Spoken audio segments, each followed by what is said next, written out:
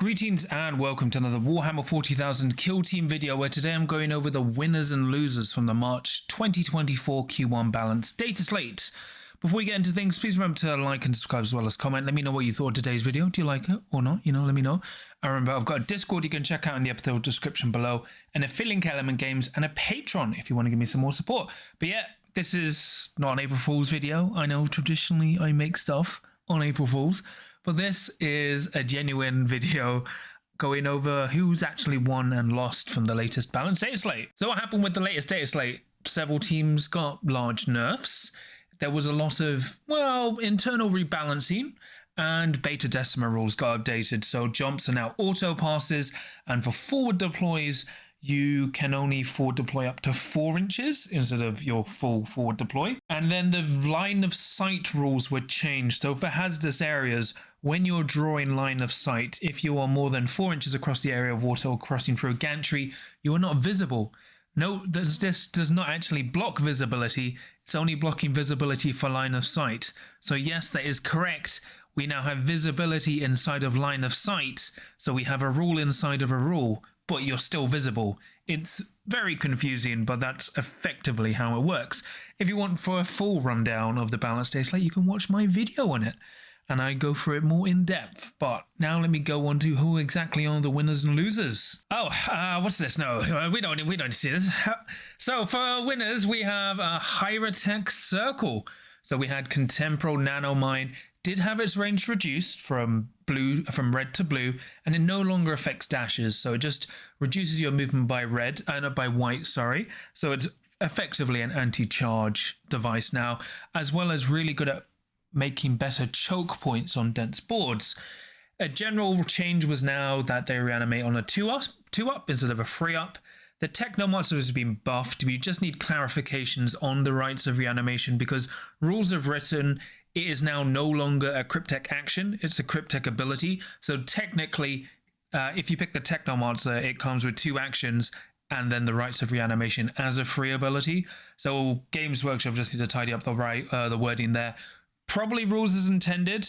They mean to keep the reanimation as an action under that category, but it's now not an action anymore, so they just need to fix on that. But it basically is another source of constant reanimation. The Psychomancer is slightly better, but it's now probably the weakest of all 3 Crypteks. Basically, when it injures someone on a 3+ or better, they also -1 APL, but that's kind of overkill. The Psychomancer could have used a better buff, but the Apprentice is now 3 APL, which is huge. Makes the team even more synergistic, considering the Apprentice is also 3 white movement base, and currently they're probably one of the best, or maybe the best kill team at the moment. Remember, because reanimations now just work constantly on a 2-up, instead of being risky with plays of just like rushing down your opponent or putting an operative on a key point, you now know they're effectively always coming back next turning point. So you can be very, very aggressive, and the consistency of this team is still really good. Like the Technomancer is pretty crazy now, and even the Chronomancer is still really good, and like they shut down melee teams. Very, very powerful kill team at the moment. Like just kind of too strong, but at least we got some internal rebalancing instead of just nerfs. Coven, they are definitely winners.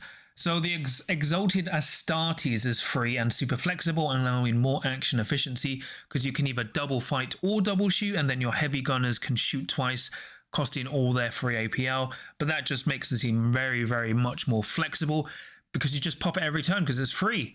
You get extended range for the Sorcerer's Command, so rubrics are also more reliable and usable, because it's now a 9-inch bubble, which effectively covers most of the kill team. Like with your 3 sorcerers, your rubrics are always going to be at 3 APL, which is just really good. Zangors increasing to 9 wounds each helps so much versus damage breakpoints. Very important to 8 wound teams, and even like teams like Kommandos, because if they don't roll any crits, they have to kill you in 3 hits while you kill them in 3 hits. So if you're the attacker, you're actually more likely to kill them. It's just a very good change overall.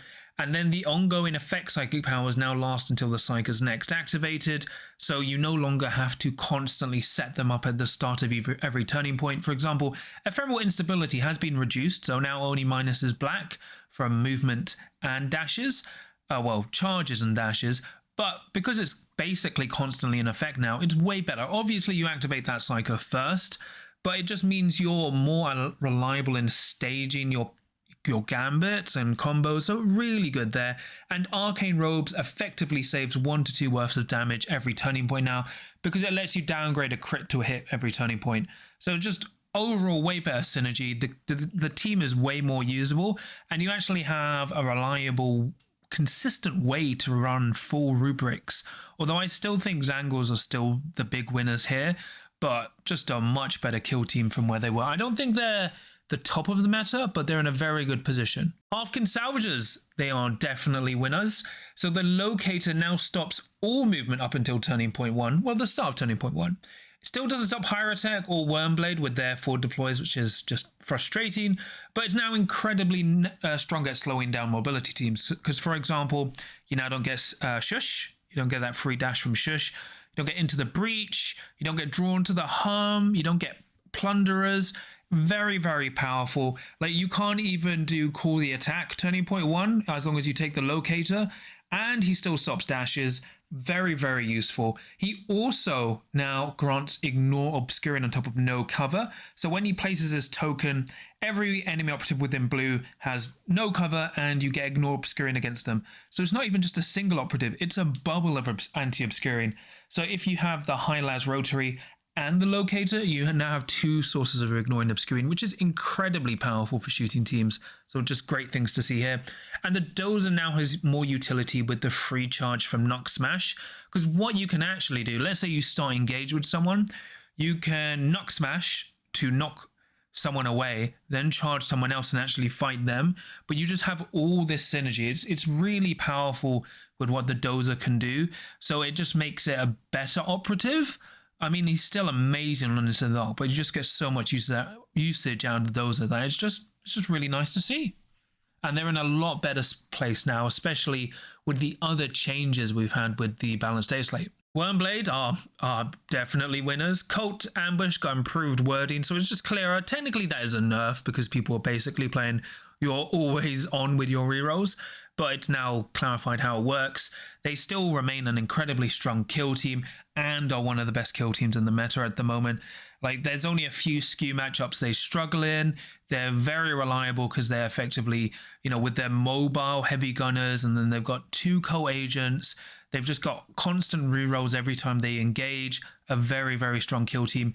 Even though they're less efficient on Beta Decima now, they're just still good overall. They just have to watch out for Into the Dark. Novitiates are winners because they dodged all nerfs. They were also one of the overperforming kill teams for the last quarter, but they didn't get any nerfs, right? They still have the best dice modification in the game because it's basically 1 faith point for a reroll. They can change a miss into a hit and a hit into a crit. So just very useful there. Like, they're good into most of the meta and the competitive teams. They're still fragile, but because of those acts of faith, they're just very strong. And, everyone's basically gotten worse around them, which is only better for this kill team. Blooded are also good winners, mainly because their bad matchups got nerfed. Movement slowing mechanics were lessened overall, so they have an easier time with charging and moving around the board. They're great into lots of the meta. Like, they were already good into elites, but they actually love fighting hordes as well. Like, just very, very good. And they still get lots from Seek and Destroy because their goal is just to wipe you out every day, every game, and they're just very good at it. Pathfinders are 100% winners. They somehow avoided nerfs as well. They were overperforming for February, but overall they've been fine for the last quarter. But they're still crazy. They shouldn't have the recon drone for free. They need that removed, right? They're such a dumb kill team. Most of their bad matchups got worse, right? They're still in a really good spot. And despite the changes to visibility for Beta Decima, as I explained at the start of the video, Markerites still work and thus makes them crazy for that kill zone because they don't care that they can't shoot into your drop zone turning point 1 or whatever. The key thing is now you still get to set up your Markerite plays. So you could just Markerite someone to heck turning point 1. And the problem is if they move up onto these objectives or gantries, if they're behind light cover, once you've got that 5th Markerite on them, they're dead. And you're just still so good. They have to watch out for Into the Dark, but it's just bonkers that they didn't get nerfed. Like, just remove the recon drone. They don't need the recon drone for one operative. Make it 2 operatives, and then this kill team would be fine. But if you're a Pathfinder player, you are loving the meta at the moment. Fellgor Ravager are winners. And I know you, but you're like, John, they got nerfed. And I was like, did they? So the Gnarlscar uncompromising attack no longer works with grenades, but still the best grenade caddy operative in the team, because you start him on engage, you give him free APL, he moves, dashes, throws his crack grenade, and then at the end of his action he switches back to conceal for free. If you now try and engage the Gnarlscar, you're in a position where the Gnarlscar's turning point 2 can still, well, frenzy punish that, or the whole kill team can punish that. So that hasn't been changed. The Iron Horn ability still works every turning point. It's now longer whatever I see is my land. But it's still got a huge range of red, and you can just easily set it up. And because you can keep spamming it, no one can really outrange you, especially with the change to nanomine, because if someone nanomines you, you can now just dash through it in the strategic phase. And then Frenzy is unchanged. You know, Frenzy is still a really badly designed mechanic and incredibly toxic, and they've left it. It's crazy that Frenzy has been untouched, considering how powerful it is. Remember, this is the best performing kill team, and it basically just got a slap on the wrist. Like, the main downside is the Death Knell Wargong not working well in Frenzied, but still not a nerf to the team as a whole, because if your Wargong is Frenzy, something has gone wrong. It's if your support piece is dead, what has happened? Either you've suicidally charged in with your Wargong, or your opponent has suicidally tried to kill it, which is better for you. It is a good nerf, but the issue is it would have been a better nerf if all frenzied operatives lost their abilities and stuff, because, as I said, while it's good the Death Knell Gong doesn't work well frenzied, it's if he's dead at that point, either you've won the game or you've messed up. It's very strange. Warpaint going to 2 equipment armor point is still enough to cover key operatives, and actually I think what you'll see is into certain matchups you actually probably won't take a crack grenade and go 5 Warpaints. But there's as I've mentioned before in other videos, like with Just Another Kill Team podcast, like you've got Jimmy Kelly, who has been playing his Fellgor Ravager without Warpaint for months, and he's been dominating people. So it's not like it's actually some kind of major downside. And personally, because these changes haven't really done much to actually affect the kill team's power overall, they're still likely the best kill team. It comes down between Hierotek Circle and these guys there. Hierotek Circle are good as a counter to Fellgor, but Fellgor are loving it. I know the way they've been playing for the past 3 months, well, 6 months, has been unchanged. So I expect them just to mess up the entire meta. Elite teams are also winners. While not hugely benefiting from the balanced data slate, indirectly, elite teams overall are in a much better place. Now, they're no longer like bad, they're just okay. It's still not great, right? Bad matchups got slightly nerfed, and no elite teams did see any nerfs, but they also didn't get any buffs. But they're actually good into a lot of the problem teams. As you'll see, they're actually kind of okay into Fellgor. They actually are quite much better into Kommandos, as we'll get to soon.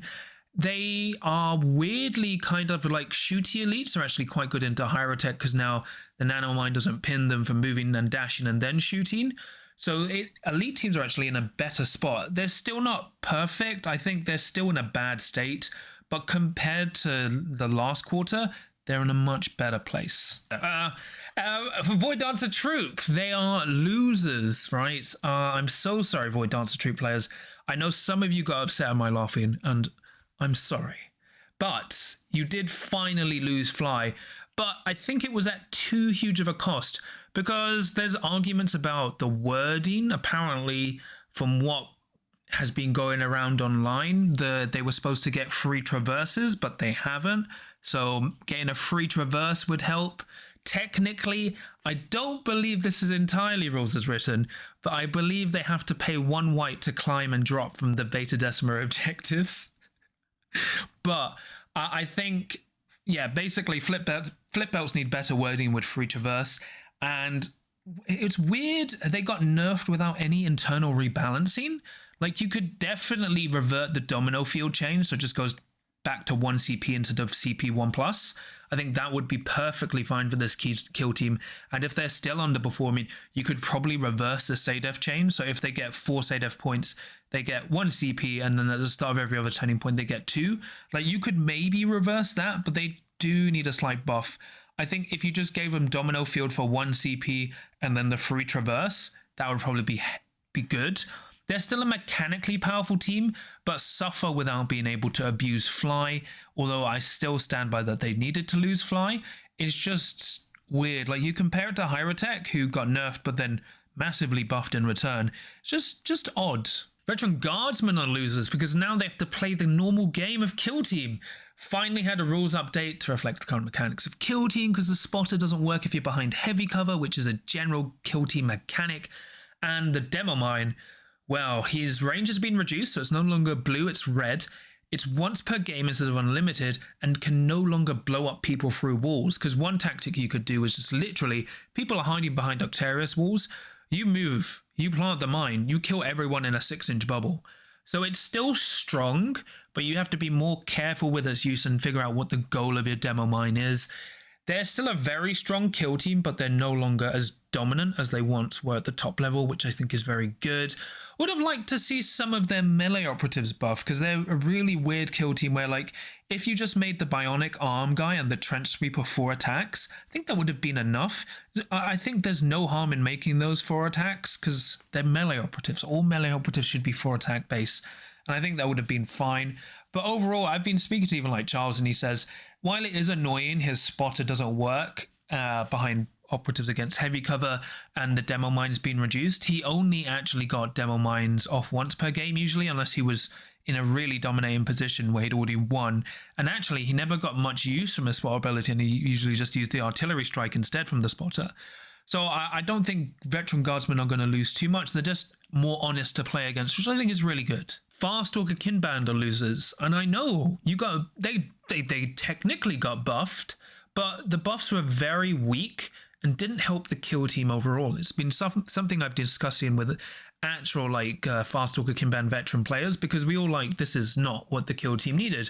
The comms finally still works if enemy operatives are within red, unless it's in combat, but that was just that's not a buff, that's just making sure he works mechanically.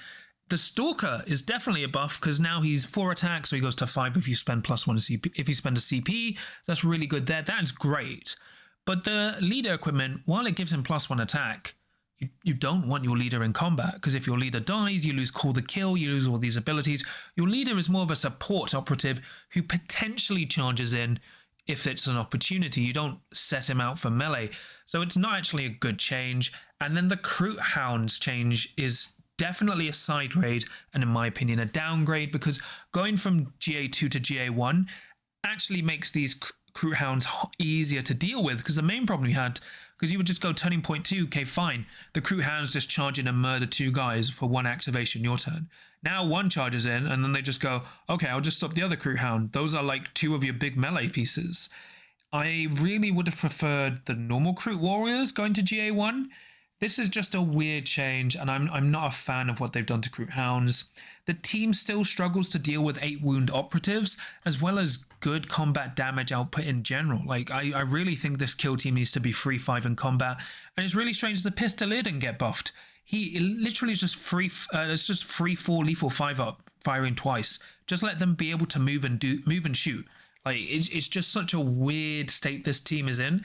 If this kill team was overperforming, I could understand how tame they were being with the buffs, but Crew are, in my opinion, still the worst bespoke kill team. It's just really frustrating. It's just so annoying. Commando are technically losers, although I actually think they're more winners, but I think it's harder to justify with Commandos. So it's technically enough, but the key issues weren't changed. So there's still 11 activations, and they still get a lot of use out of just a scratch. So the Chopper is now worse with -1 attack, so it's just 3 attacks instead of 4. But what you do is you take Sledgehammers instead, who are 4 attacks, hit on 3s, 4/4 stun. You literally just drop the Choppers and take Sledgehammers instead. You also basically drop the Breacher Boy for another normal boy, so you have 3 boys with Choppers. It's not a huge nerf as people actually think, or maybe even the design team thought. The Bomb Squig is even more reduced range. It can only blow up targets in engagement range. but it literally exists as an extra activation. This kill team being 11 activations is a huge problem, and it's very frustrating Games Workshop won't address that, because like literally all the good commando players I know were just using the bomb squig as an extra activation before this balanced data slate. Nothing has changed. They either leave it in the open, so you try and waste, like if you kill it, it's a trap, or it just hides out line of sight, and then turning point 3 or 4, if it can get up safely, it just goes and charges someone and then blows up. That's all it does now. And just existing to give you an 11th activation is huge. Just to Scratch no longer works versus crits, making certain matchups worse / hot rolls, but it's still good. You can use it every turn for a CP. Most teams don't have a way to reliably get crits. It would have been much better to be CP 1+, because you would effectively only been able to use it twice a game instead of still 4 times a game. They're overall weaker, but their core fundamentals remain unchanged, which leave them in quite a good spot in the meta. Personally, I think they're effectively unchanged. The general player base doesn't agree, but it's because once you start seeing like the competitive players using this kill team still effectively, I think people are going to be shocked where like you don't see the dynamite and then you just see 3 boys and then 3 sledgehammers, and it's just like, or you can even go 2 sledgehammers and a dynamite. It's not a huge change for this kill team. It's, as I said, they have way more rules. They just need, personally, just to Scratch being CP1+ instead, and also not being 11 activations. But it's technically a nerf overall, but I think Commandos are actually fine for themselves, not for the meta. Chaos Cult, they're losers. You lost the Devotee, going down to 10 activations, turning point 1 instead of 11. Winged no longer ignores movement penalties, which I think no one was aware of.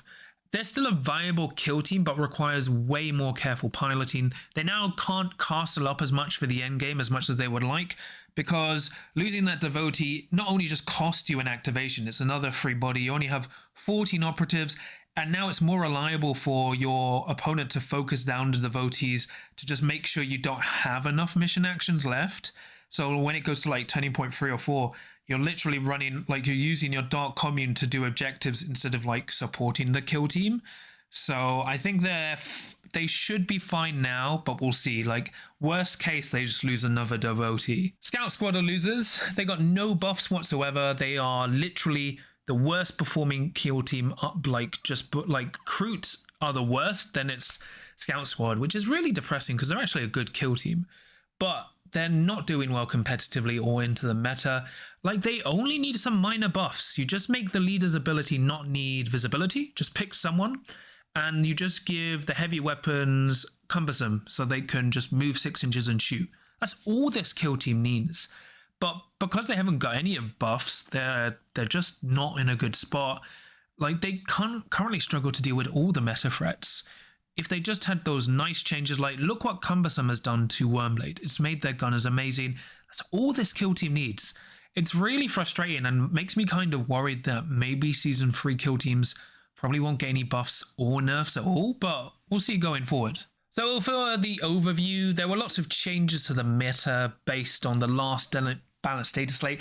I think outside of the top tier, like Fellgor and Kommandos remain where they are, but there's been a lot of shifting internally outside of that, which is good. I think more teams got a viable, like, and a less, like, most of the oppressive stuff is gone. Like, we saw more punishments of movement mechanics, which is just general benefited for all, but it's helped unchanged teams such as Blooded and technically Hunterclade, who kind of just sit perpetually where they are, as like technically a really good kill team, but not powerful enough to be as dominating as they once were. Hierotek are probably way too powerful now, which, like, as I said, I think I would have rather liked to see the reanimation mechanic either start at a 3-up, and then if it fails, next turning point's a 2-up, or the 2-up is tied to the Technomaster because that's the Cryptech that focuses on reanimation. But we'll see what happens with the next 3 months. As I said, I expect Hierotek, Fellgor, and Kommandos just to dominate tournaments, like just with results and win rates, you know, all kind of that jazz. So we'll see. It feels like Games Workshop just wants Fellgor and Kommandos to dominate for another 3 months, but at least they've added Hierotek to the mix, right? That's good. And, you know, we'll have the Nightmare Kill team soon. They're going to be interesting. They'll have my reviews for them. maybe this coming Saturday if you're watching the video when it goes out live. So overall, I think the meta's in a better place, and it's just weird. It's just the kill teams that were suffering to Fellgor and Kommandos effectively remain unchanged. You could argue like Corsair Voidsguard are in a better spot because now they're better at hunting Kommandos, which is good, but they still lose to Fellgor. They don't have any tricks to get around Fellgor Ravager. So I think the only huge winners is just like if I were to write a supplemental tier list right now, my S tier would likely be Hierotek Circle, Fellgor, and Kommandos, and then everything else has changed, but it's just all what's happened in the S tier is just you've just had Hierotek join them. And it's in a really weird spot. I hopefully in the next balance data slate we get more internal rebalancing. Like as I said, hopefully Void Dancer Troupe get Domino Field back at 1 CP with free traversing. That would help a lot. Like so they can just flip over barricades. That would be fine. Veteran Guardsmen, if they don't do well, just making their melee operatives for attacks, that'd be really cool.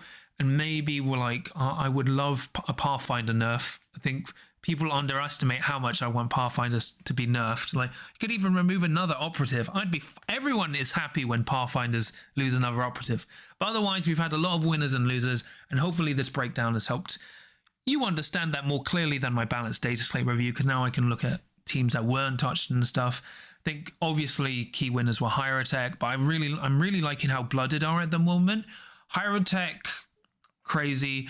Warp Coven in a really good spot, but I don't think they're in the best. Like, they're the best they've been, but I don't think they're going to dominate the meta. I'm really tempted by Blooded, and Novitiates are doing great, but we'll see how this meta plays out. We're going to have Kill Team Nightmare, and then we might have Kill Team Termination in the same time frame. We'll see. Hopefully, it would be nice. And then the Patriarch. The big Patriarch. Anyway, please remember to like and subscribe as well as comment. Let me know what you thought of today's video. Did you like it or not? What do you think of the balance changes? And where do you think the meta is at for your favorite kill team or in general? Let me know what you think. And remember, I've got a Discord you can check out for free in the episode description below, and a Affiliate Element Games, and a Patreon if you want to give me some more support. And I'll quickly shout out my patrons. So for my Adepts of the Crit, I have Tom, Super Cow, Sam, Nick, Kenzie, John Thomas, Graham, Dave Meets World, Dad of Golden's Ben. And for my Veterans of the Crit, I have Sam just. So thank you so much for all your support. It really means a lot to me. Help support the channel. But I have a busy week today. It's April Fools. I feel bad. This is like the first time in 7 years I haven't done like a proper April Fools video. But unfortunately, this week is 2 packs. I need to get this video out. I've got another video I have to get on Thursday. I'm currently paying up an army for Legions Imperialis at the end of April. I've got so much stuff to do. I'm prepping my tournaments. I've got a tournament in May in London, and I've got the Goonhammer Open, which is a golden ticket event at the end of June. So I'm prepping for all of that. So it's going to be really fun, and I need to like balance out my kill team stuff. I actually need to play more games with the new meta. But despite how unhappy am I about like Fellgor Ravager and Kommandos still being an annoyingly powerful threat, I think the meta's in a good place. I'm just a bit salty, right? I think it's the karma. Like, I got the Commando change. Well, I got the Hierotek, not the Hierotek, sorry. I got the Void Dancer Troupe changes and Vet Guard changes. It's like, there's a cost. Nothing comes without a price. But remember, no matter where the meta's at, there's always a chance to win as long as you can roll a crit.